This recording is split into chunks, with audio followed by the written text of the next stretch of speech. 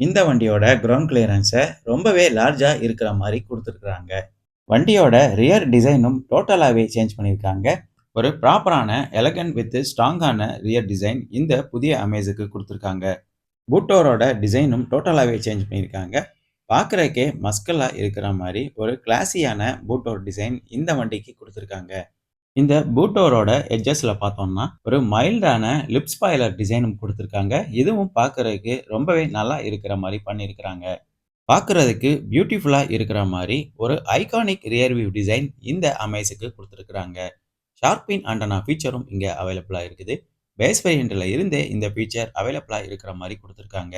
Rear class defogger feature பொறுத்தவரையில VX மற்றும் GX இந்த 2 வேரியன்ட்லயும் அவைலபிளா இருக்குது.